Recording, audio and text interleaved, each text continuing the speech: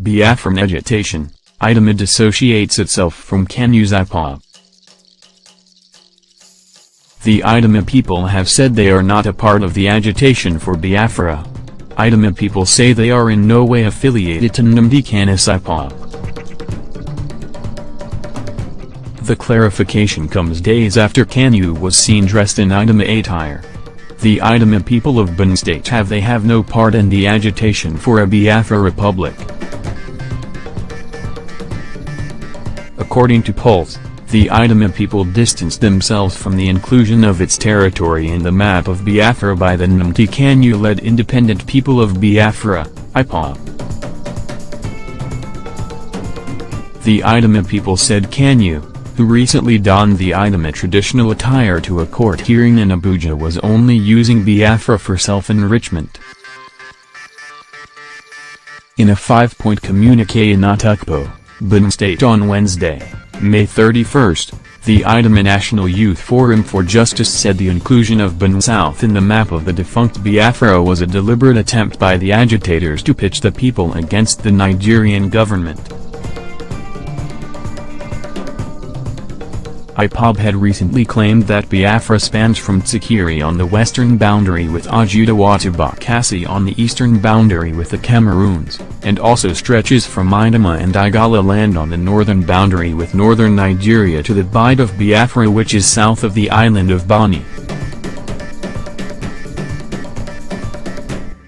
The communiqué signed by Emmanuel Aminu, president of the group, reads in part, "We ask the Ipob and other secessionist groups to henceforth a halt to stop referring to Idoma community as part of Biafra, as it touches on the collective sensibilities of our people and could provoke ethnic crisis. We are surprised that the likes of Kanu and his other Biafra supporters have not learned their lesson after returning to Nigeria following the fall of Biafra in January 15, 1970, with tales of woes and horrors.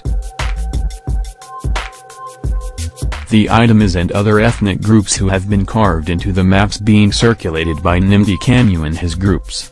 We shall not tolerate any provocation from this group of persons as law-abiding citizens of Nigeria, and hereby wish to draw attention of the federal government and the international community to this fraud of a Biafran republic to extort and criminalize our people."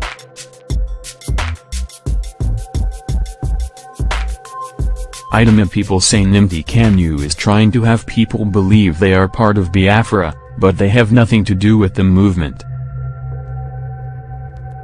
"Our sons have held very high positions in Nigeria just like the Igbos, and we see no reason for any secession anywhere in Nigeria. The right thing for all to do is to task our leaders and authority to judiciously apply the people's resources for the overall benefit of all, whilst subscribing to the current administration's war against corruption."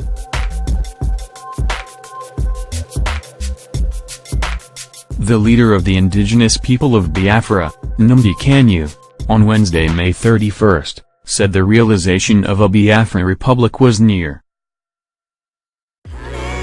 The Punch reports that, speaking through Ipob's media and publicity secretary, Emma Powerful, Kanu described the level of compliance with the sit-at-home order on Tuesday as satisfactory. Nage.com gathered that Kanu said he was encouraged by the outing, vowing that he would stop at nothing in ensuring that the people of the area were liberated from the stranglehold of their oppressors. He thanked friends of Biafra and lovers of freedom all over the world for their tenacious efforts that made our Heroes' Day sit-at-home order a resounding success. His statement read in part, "I will not fail to thank road transporters, workers, teachers, civil servants, market leaders, artisans, clergymen, businessmen, traders, Okada, tricycle drivers, school children, parents and all the Biafra land, transport owners, women organizations, community leaders, youths leaders in every community, wheelbarrow, truck pushers, and politicians who defied every odd and pressure from Oso Rock to make our sit-at-home order a memorable and resounding historical event."